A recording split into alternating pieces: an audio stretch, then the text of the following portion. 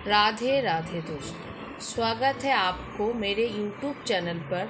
मैं SS feeling share channel के माध्यम से आपको श्री भागवत गीता के बारे में जानकारी और मनोरंजन प्रदान करने का प्रयास करती हूँ। मेरी उम्मीद है कि आपको मेरी वीडियोज पसंद आएगी और आप अपनी ज़िंदगी को और बेहतर बनाने के लिए इनसे लाभान्वित होंगे। तो बिना देरी किए मेरे चैनल को सब्सक्राइब और लाइक करें और नए वीडियोज का आनंद लें। धन्यवाद।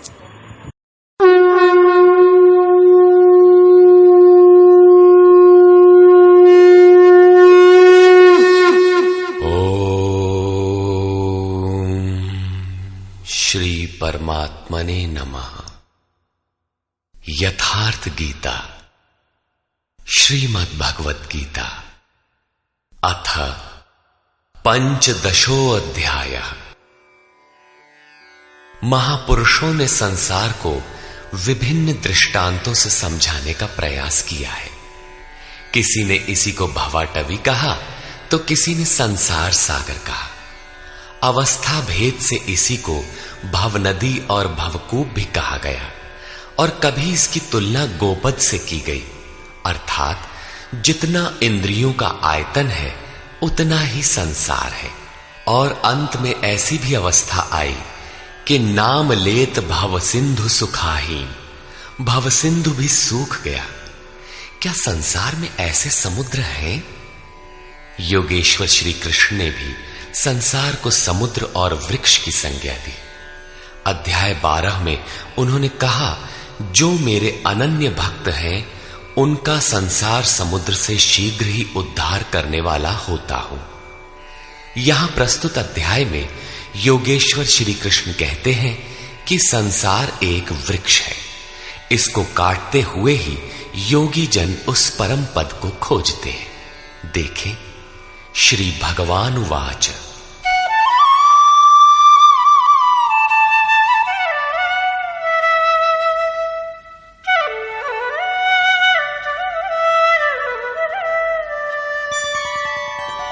ऊर्ध्वमूलमधः शाखम् अश्वत्थं प्राहुरव्ययम् छन्दांसि यस्य पर्णानि यस्तं वेद स वेदवित्।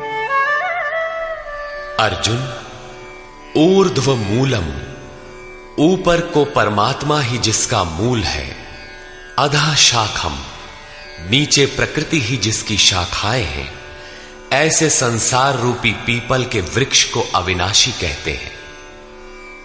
वृक्ष तो अश्व अर्थात कल तक भी रहने वाला नहीं, जब चाहे कट जाए, किंतु है अविनाशी। श्री कृष्ण के अनुसार अविनाशी दो हैं, एक संसार रूपी वृक्ष अविनाशी और दूसरा उससे भी परे परम अविनाशी। वेद इस अविनाशी संसार विटप के पत्ते कहे गए हैं। जो पुरुष इस संसार रूपी वृक्ष को अर्थात देखते हुए विदित कर लेता है, वो वेद का ज्ञाता है। जिसने उस संसार वृक्ष को जाना है उसने वेद को जाना है, न कि ग्रंथ पढ़ने वाला। पुस्तक पढ़ने में तो उधर बढ़ने की प्रेरणा मात्र मिलती है। पत्तों के स्थान पर वेद की क्या आवश्यकता है? वस्तुतः पुरुष भटकते भटकते जिस अंतिम कोपल अर्थात अंतिम जन्म को लेता है, वहीं से वेद के वे छंद अर्थात जो कल्याण का सृजन करते हैं, वहीं से प्रेरणा देते हैं, वहीं से उनका उपयोग है, वहीं से भटकाव समाप्त हो जाता है, वो स्वरूप की ओर घूम जाता है। तथा अधश्चोर्ध्वं प्रसृतास्तस्य शाखा गुणप्रवृद्धा विषयप्रवाला अधश्च मूलान्यनुसन्ततानि कर्मानुबन्धीनि मनुष्यलोके। उस संसार वृक्ष की तीनों गुणों के द्वारा बढ़ी हुई विषय और भोग रूप कोपलों वाली शाखाएं नीचे और ऊपर सर्वत्र फैली हुई है। नीचे की ओर कीट पतंग पर्यंत और ऊपर देव भाव से लेकर ब्रह्मा पर्यंत सर्वत्र फैली हुई है, तथा केवल मनुष्य योनि में कर्मों के अनुसार बांधने वाली है। अन्य सभी योनियां भोग भोगने के लिए है। मनुष्य योनि ही कर्मों के अनुसार बंधन तैयार करती है।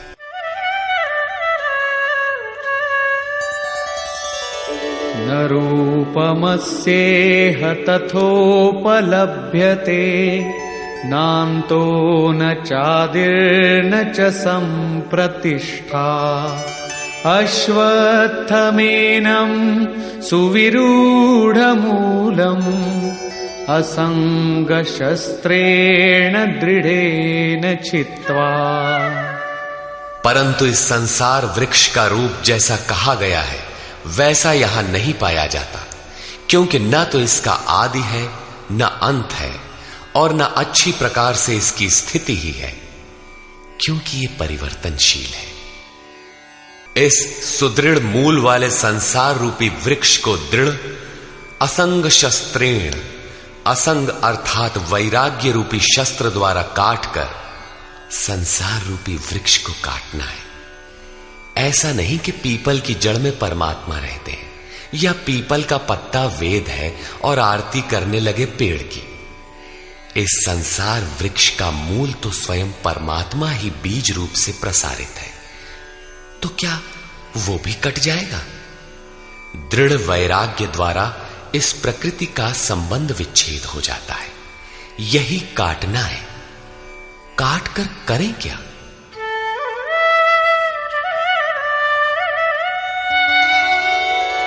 ततः पदं तत्परिमार्गितव्यम् यस्मिन् गता न निवर्तन्ति भूयः तमेव चाद्यं पुरुषं प्रपद्ये यतः प्रवृत्ति प्रसृता पुराणी। दृढ़ वैराग्य द्वारा संसार विटप को काटने के उपरांत उस परम पद परमेश्वर को अच्छी प्रकार खोजना चाहिए, जिसमें गए हुए पुरुष फिर पीछे संसार में नहीं आते, अर्थात पूर्ण निवृत्ति प्राप्त कर लेते हैं। किंतु उसकी खोज किस प्रकार संभव है? योगेश्वर कहते हैं, इसके लिए समर्पण आवश्यक है। जिस परमेश्वर से पुरातन संसार वृक्ष की प्रवृत्ति विस्तार को प्राप्त हुई है, उसी आदि पुरुष परमात्मा की मैं शरण हूं, अर्थात उनकी शरण गए बिना वृक्ष मिटेगा नहीं।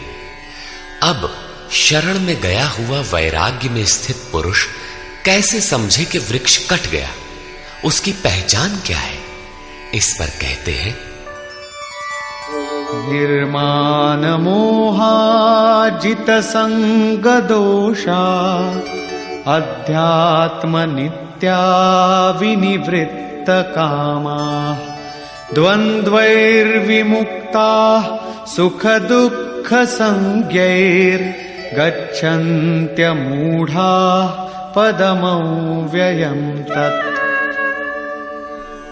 उपर्युक्त प्रकार के समर्पण से जिसका मोह और मान नष्ट हो गया है, आसक्ति रूपी संग दोष जिन्होंने जीत लिया है, अध्यात्म नित्या परमात्मा के स्वरूप में जिनकी निरंतर स्थिति है, जिनकी कामनाएं विशेष रूप से निवृत्त हो गई हैं और सुख दुख के द्वंद्वों से विमुक्त हुए ज्ञानी जन उस अविनाशी परम पद को प्राप्त होते हैं। जब तक यह अवस्था नहीं आती तब तक संसार वृक्ष नहीं कटता। यहां तक वैराग्य की आवश्यकता रहती है। उस परम पद का क्या स्वरूप है जिसे पाते हैं? न तद्भासयते सूर्यो न शशांको न पावकः यद्गत्वा न निवर्तन्ते तद्धाम परमं मम। उस परम पद को न सूर्य न चंद्रमा और न अग्नि ही प्रकाशित कर पाते हैं। जिस परम पद को प्राप्त कर मनुष्य पीछे संसार में नहीं आते हैं, वही मेरा परम धाम है, अर्थात उनका पुनर्जन्म नहीं होता। इस पद की प्राप्ति में सबका समान अधिकार है। इस पर कहते हैं,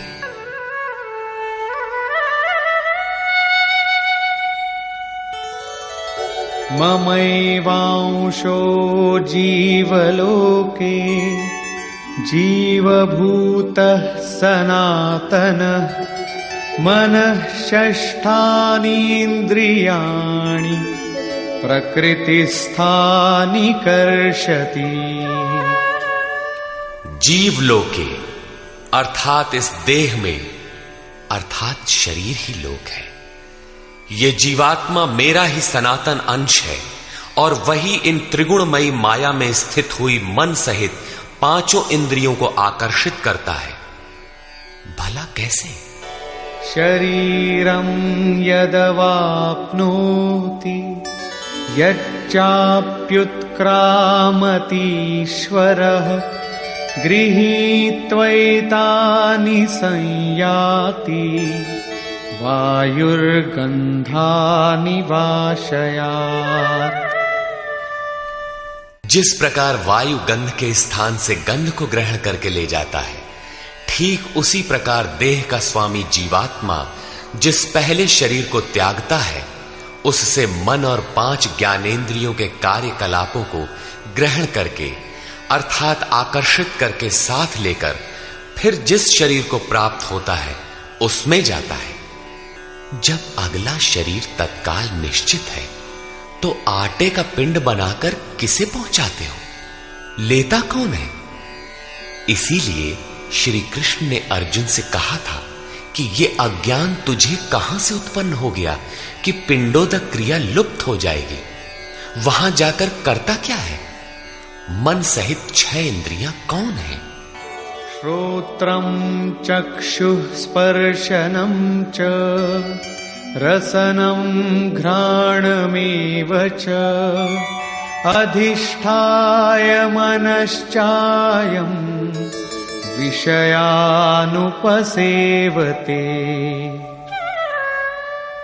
उस शरीर में स्थित होकर ये जीवात्मा कान, आंख, त्वचा, जिह्वा, नासिका और मन का आश्रय लेकर अर्थात इन सब के सहारे ही विषयों का सेवन करता है, किंतु ऐसा दिखाई नहीं पड़ता, सब उसे देख नहीं पाते। इस पर श्री कृष्ण कहते हैं, उत्क्रामन्तं स्थितं वापि भुञ्जानं वा गुणान्वितं विमूढानानुपश्यन्ति पश्यन्ति ज्ञानचक्षुषः। शरीर छोड़कर जाते हुए, शरीर में स्थित हुए, विषयों को भोगते हुए अथवा तीनों गुणों से युक्त हुए भी जीवात्मा को विशेष मूढ़ अज्ञानी नहीं जानते। केवल ज्ञान रूपी नेत्र वाले ही उसे जानते हैं, देखते हैं। ठीक ऐसा ही है। अब वो दृष्टि कैसे मिले? आगे देखें।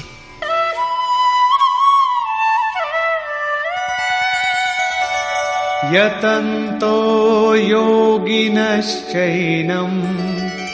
पश्यन्त्यात्मन्यवस्थितं यतन्तोऽप्यकृतात्मानो नैनं पश्यन्त्यचेतसः। योगी जन अपने हृदय में चित्त को सब ओर से समेट इस आत्मा को यत्न करते हुए ही प्रत्यक्ष देखते हैं, किंतु अकृतार्थ आत्मा वाले अर्थात मलिन अंतःकरण वाले अज्ञानी जन यत्न करते हुए भी इस आत्मा को नहीं जानते, क्योंकि उनका अंतःकरण बाह्य प्रवृत्तियों में अभी बिखरा है। चित्त को सब ओर से समेटकर अंतरात्मा में यत्न करने वाले भाविक जन ही उसे पाने के योग्य होते हैं। अतः अंतःकरण से सतत सुमिरण आवश्यक है। अब उन महापुरुषों के स्वरूप में जो विभूतियां पाई जाती हैं, जो पीछे बता भी आए हैं, उन पर प्रकाश डालते हैं।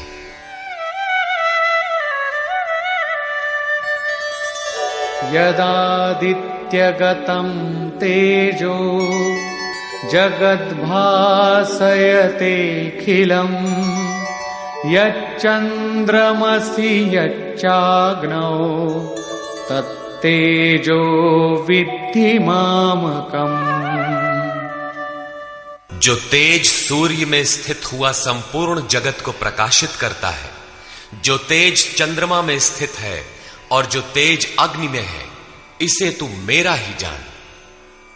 अब उस महापुरुष द्वारा कार्य बताते हैं। गामाविश्य च भूतानि धारयाम्यहमोजसा पुष्णामि चौषधीः सर्वाः सोमो भूत्वा रसात्मकः। मैं ही पृथ्वी में प्रवेश करके अपनी शक्ति से सब भूतों को धारण करता हूं और चंद्रमा में रस स्वरूप होकर संपूर्ण वनस्पतियों को पुष्ट करता हूं।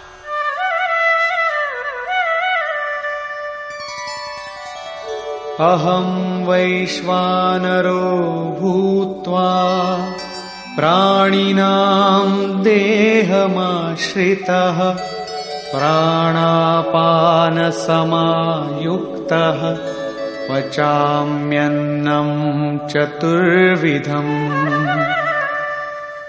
मैं ही प्राणियों के शरीर में अग्नि रूप से स्थित होकर प्राण और अपान से युक्त हुआ 4 प्रकार के अन्नों को पचाता हूं।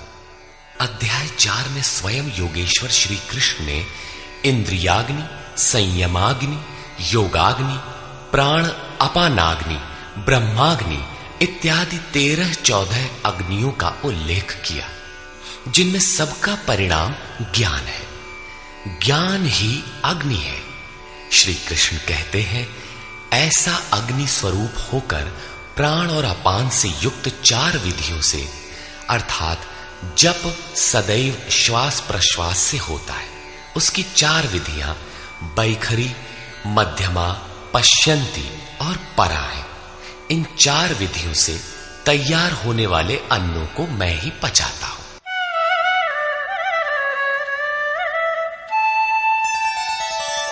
सर्वस्य चाहं हृदि सन्निविष्टो मत्तः स्मृतिर्ज्ञानमपोहनं च वेदैश्च सर्वैरहमेव वेद्यो वेदान्तकृद्वेदविदेम चाहम्। मैं ही सब प्राणियों के हृदय में अंतर्यामी रूप से स्थित हूं। मुझसे ही स्वरूप की स्मृति होती है। स्मृति के साथ ही ज्ञान अर्थात साक्षात्कार और अपोहनम अर्थात बाधाओं का शमन मुझ इष्ट से ही होता है। सब वेदों द्वारा मैं ही जानने योग्य हूं। वेदांत का कर्ता अर्थात वेदस्य अंतः सह वेदांत, वेद की अंतिम स्थिति का कर्ता मैं ही हूं और वेदवित भी मैं ही हूं अर्थात वेद का ज्ञाता। अध्याय के आरंभ में उन्होंने कहा था कि संसार वृक्ष है, ऊपर परमात्मा मूल और नीचे प्रकृति पर्यंत शाखाएं हैं। जो इस मूल से प्रकृति का विभाजन करके जानता है, मूल से जानता है, वो वेदवित है। यहां कहते हैं कि मैं वेदवित हूं। उसे जो जानता है, श्री कृष्ण ने अपने को उनकी तुलना में खड़ा किया कि वो वेदवित है। मैं वेदवित हूं। श्री कृष्ण भी एक तत्वज्ञ महापुरुष, योगियों के भी परम योगी थे। यहां ये प्रश्न पूरा हुआ। अब बताते हैं कि संसार में पुरुष का स्वरूप 2 प्रकार का है। द्वाविमौ पुरुषौ लोके क्षरश्चाक्षर एव च क्षरः सर्वाणि भूतानि कूटस्थोऽक्षर उच्यते। अर्जुन, इस संसार में क्षर, क्षय होने वाले, परिवर्तनशील और अक्षर, अक्षय, अपरिवर्तनशील, ऐसे 2 प्रकार के पुरुष हैं। उनमें संपूर्ण भूत प्राणियों के शरीर तो नाशवान है, अक्षर पुरुष हैं और ये कूटस्थ पुरुष अविनाशी कहा जाता है। साधन के द्वारा मन सहित इंद्रियों का निरोध अर्थात जिसकी इंद्रिय समूह कूटस्थ है वही अक्षर कहलाता है, किंतु यह भी पुरुष की अवस्था विशेष ही है। इन दोनों से भी परे एक अन्य पुरुष भी है।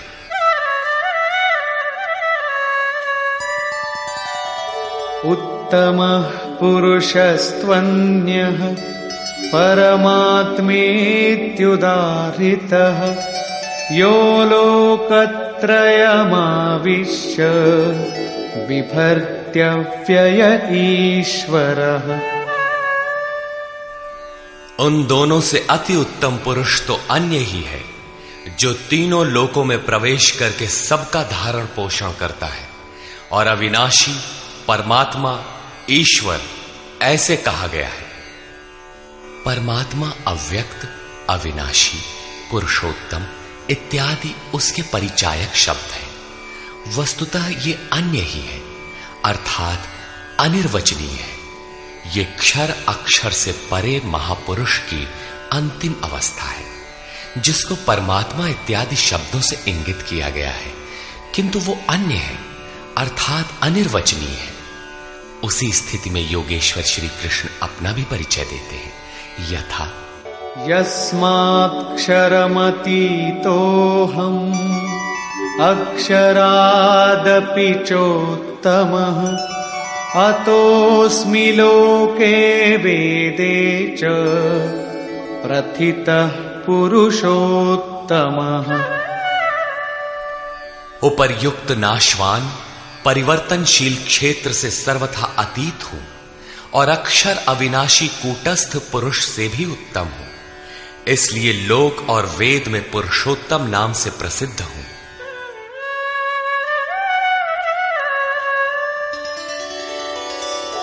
यो मामेवमसम्मूढो जानाति पुरुषोत्तमम् स सर्वविद् भजति माम् सर्वभावेन भारत। हे भारत, जैसा कि ऊपर कहा गया है कि इस प्रकार जो ज्ञानी पुरुष मुझ पुरुषोत्तम को साक्षात जानता है, वो सर्वज्ञ पुरुष सब प्रकार से मुझ परमात्मा को ही भजता है, वो मुझसे विलग नहीं है।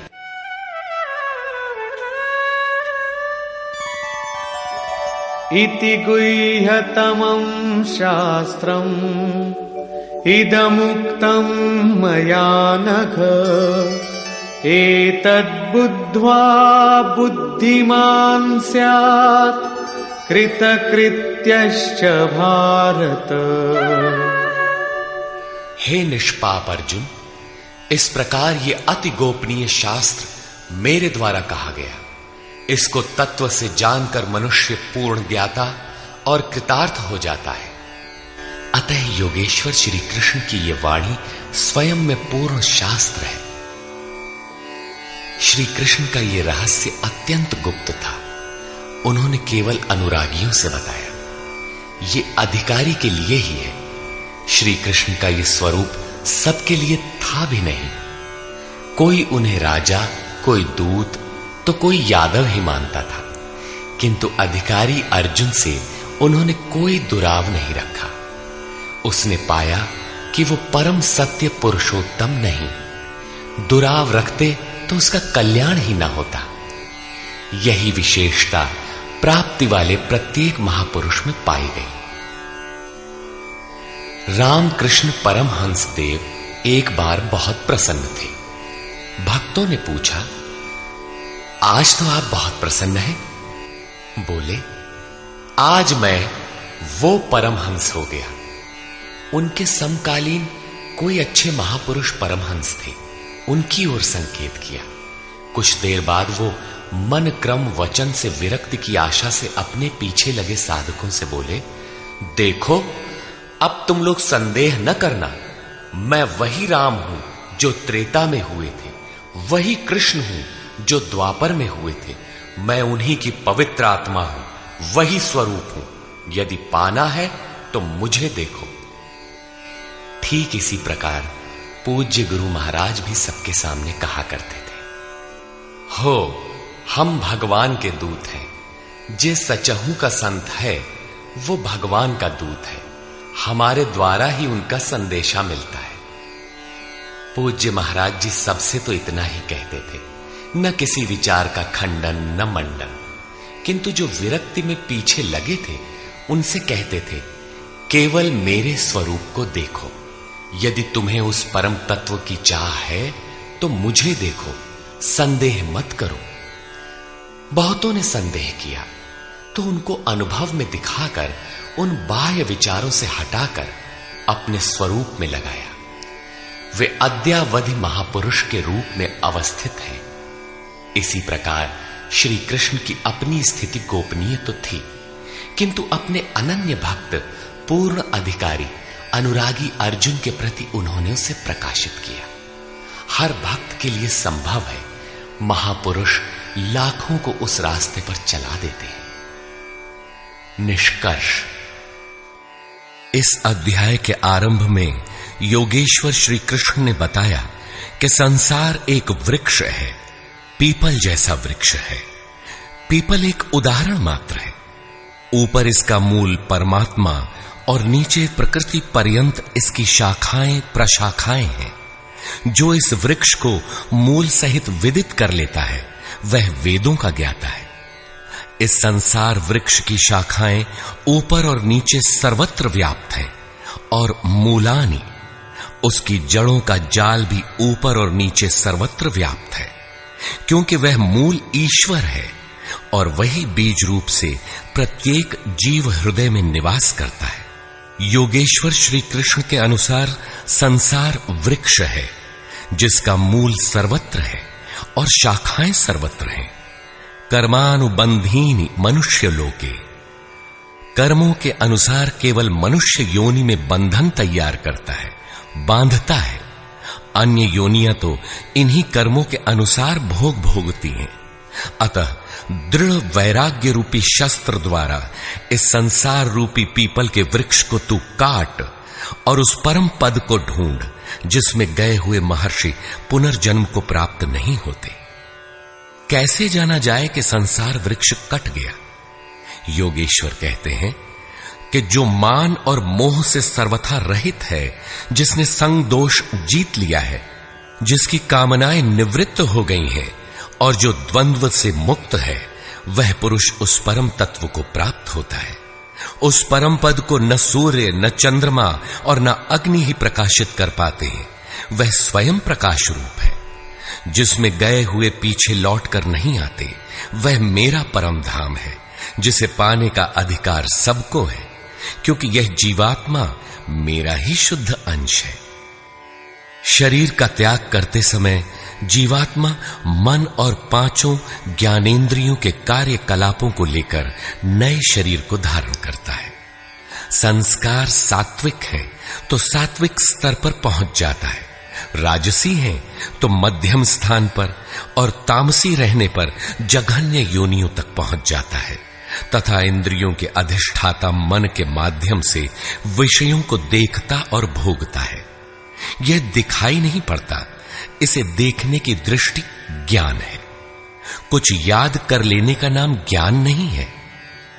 योगी जन हृदय में चित्त को समेटकर प्रयत्न करते हुए ही उसे देख पाते हैं। अतः ज्ञान साधन गम्य है। हां, अध्ययन से उसके प्रति रुझान उत्पन्न होती है। संशय युक्त अकृतात्मा लोग प्रयत्न करते हुए भी उसे देख नहीं पाते। यहां प्राप्ति वाले स्थान का चित्रण है।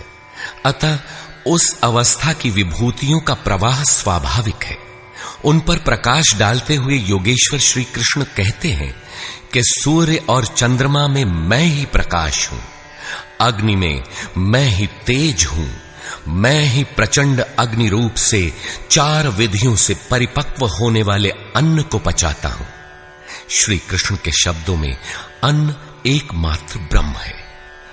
अन्नम ब्रह्मेति व्यजानात्, जिसे प्राप्त कर यह आत्मा तृप्त हो जाती है।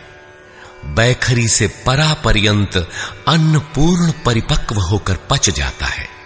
वह पात्र भी खो जाता है इस अन्न को मैं ही पचाता हूं, अर्थात सद्गुरु जब तक रथी न हो तब तक यह उपलब्धि नहीं होती। इस पर बल देते हुए योगेश्वर श्री कृष्ण पुनः कहते हैं कि संपूर्ण प्राणियों के अंतर्देश में स्थित होकर मैं ही स्मृति दिलाता हूं। जो स्वरूप विस्मृत था उसकी स्मृति दिलाता हूं। स्मृति के साथ मिलने वाला ज्ञान भी मैं ही हूं। उसमें आने वाली बाधाओं का निदान भी मुझसे होता है। मैं ही जानने योग्य हूं और विदित हो जाने के बाद जानकारी का अंत करता भी मैं ही हूं।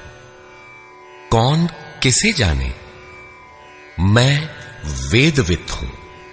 अध्याय के प्रारंभ में कहा, जो संसार वृक्ष को मूल सहित जानता है वह वेदविद है, किंतु उसको काटने वाला ही जानता है। यहां कहते हैं मैं भी वेदविद हूं। उन वेदविदों में अपनी भी गणना करते हैं। अतः श्री कृष्ण भी यहां वेदविद पुरुषोत्तम है, जिसे पाने का अधिकार मानव मात्र को है। अंत में उन्होंने बताया कि लोक में दो प्रकार के पुरुष हैं। भूतादिकों के संपूर्ण शरीर क्षर है। मन की कूटस्थ अवस्था में यही पुरुष अक्षर है, किंतु है द्वंद्वात्मक और इससे भी परे जो परमात्मा, परमेश्वर, अव्यक्त और अविनाशी कहा जाता है वह वस्तुतः अन्य ही है। यह क्षर अक्षर से परे वाली अवस्था है। यही परम स्थिति है। इससे संगत करते हुए कहते हैं कि मैं भी क्षर अक्षर से परे वही हूं, इसलिए लोग मुझे पुरुषोत्तम कहते हैं। इस प्रकार उत्तम पुरुष को जो जानते हैं वे ज्ञानी भक्तजन सदैव सब ओर से मुझे ही भजते हैं। उनकी जानकारी में अंतर नहीं है। अर्जुन, यह अत्यंत गोपनीय रहस्य मैंने तेरे प्रति कहा। प्राप्ति वाले महापुरुष सबके सामने नहीं कहते, किंतु अधिकारी से दुराव भी नहीं रखते। अगर दुराव करेंगे तो वह पाएगा कैसे? इस अध्याय में आत्मा की 3 स्थितियों का चित्रण क्षर, अक्षर और अति उत्तम पुरुष के रूप में स्पष्ट किया गया, जैसा इससे पहले किसी अन्य अध्याय में नहीं है। अतः ओम तत्सदिति श्रीमद्भगवद गीता सूपनिषत्सु ब्रह्म विद्यायाम योग शास्त्रे श्री कृष्ण अर्जुन संवादे पुरुषोत्तम योगो नाम 15वां अध्याय। इस प्रकार स्वामी अड़गड़ानंद कृत श्रीमद् भगवद गीता के भाष्य यथार्थ गीता का 15वां अध्याय पूर्ण होता है। हरि ओम तत्सत।